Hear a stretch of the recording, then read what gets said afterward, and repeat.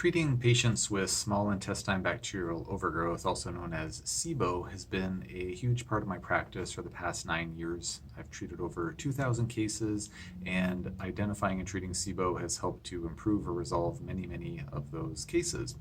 So it's really important topic to me. What the purpose of this video, and I'm going to do at least one or two other videos beyond this, just on this topic, is the topic of, is the testing methodology for SIBO actually valid? And folks listening to this who are being treated for SIBO or who have been treated for SIBO or are just interested in SIBO in general might be surprised to hear, like, oh, there's some debate about that.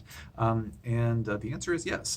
In academic circles, in clinician circles, there are some folks who are really not very big fans of the standard test that's used in clinical practice to diagnose SIBO, which is the lactulose breath test. And the reason behind that is because the lactulose breath test, when you look at all the studies that have been done to validate that test, to see, like, is this a valid, accurate test, there's a wide range of results that have come from those validation studies. Some show that they are 20 to 30% reliable. Other tests other studies rather suggest that they're 80 to 100% reliable. So how the heck could you have such a significant discrepancy between those tests? So I'm going to explain or outline my understanding of the topic at hand. And I say this because I've taught a SIBO training course for clinicians on SIBO. So I've taken a deep dive into literature, and it's a topic that I've spent a lot of time looking at, so I'll share my thoughts about it or my take on things. So when there's a new test that comes along, then to determine whether or not that test is valid, it needs to be compared against some gold standard test. So if, for example, if there was a test and say there was this, device that you could just wave over a person's throat and determine if they had strep throat or not. Say, okay, that sounds pretty interesting, a little Star Trek-y, but okay, how do we know if it's valid?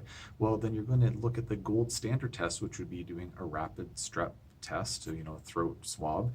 And if we just assume that that test is 100% accurate, which is not, but it's pretty darn good, then what you do is say, well, we have, these 50 people who definitely, who have symptoms of strep throat, 50 people who don't. We're going to swab the 50 people who have the symptoms, and sure enough, the test says they have strep. The other 50, we swab them, it says they don't have strep.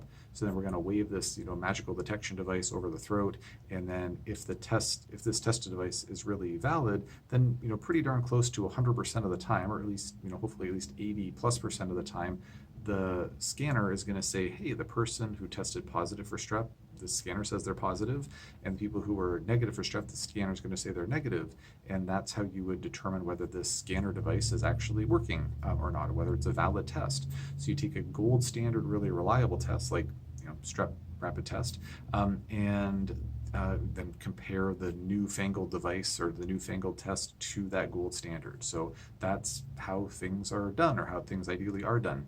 The problem with SIBO testing is that there isn't a fantastic gold standard test for the lactulose breath test to be compared to.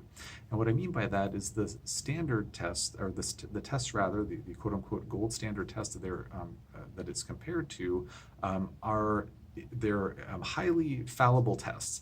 The main test that the lactulose breath test is compared to, or rather the main test that's considered to be the gold standard, is doing what's called a small intestine aspirate and culture, which basically means that in the research setting, a tube goes down the throat, collects a little bit of the small intestine juices, and then that gets cultured out on petri dishes or through some other mechanism, and then they see, is there an overgrowth of these SIBO bacteria?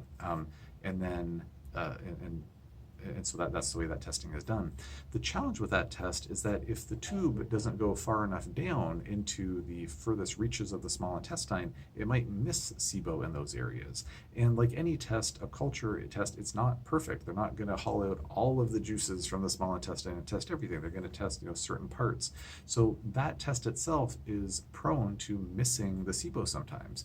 So if you run a study and saying that, oh, we're assuming that the culture is perfect, and then you compare the findings of the lactulose breath test to that, well, this culture test is not actually perfect. There's the possibility that the culture missed the SIBO diagnosis, but the lactulose breath test picked it up. Or there's other cases where the culture may have picked up an overgrowth, but the lactulose breath test missed it. But the reality of it is that without the knowing that the culture is the perfect infallible test, then there may be studies where it showed, and indeed there are studies that show, well, this culture test is saying that there was no SIBO there, the lactulose breath test picked it up, so like, oh, the lactulose breath test is fraught with false positives. Well, the culture may have just missed the diagnosis, and in this case, the lactulose breath test was actually the better test to run. So that's one example of why in the research literature there can be some studies that show, oh, the lactulose breath test, it lines up really nicely with those the culture gold standard test, and in some it doesn't. So that's where there can be that wide discrepancy in some cases. I'm keeping an eye on the timer here for my video, and I see that I'm already over, I'm at 6 minutes now, so I'm going to leave it there. In part 2, I'll discuss this further. I hope that this topic is of interest. If you have any questions about this topic or anything else, just post it in the comment section below, and I will move on to the keeping you on the edge of your seat next installment of talking about the validity of SIBO testing, and I will leave it there for now.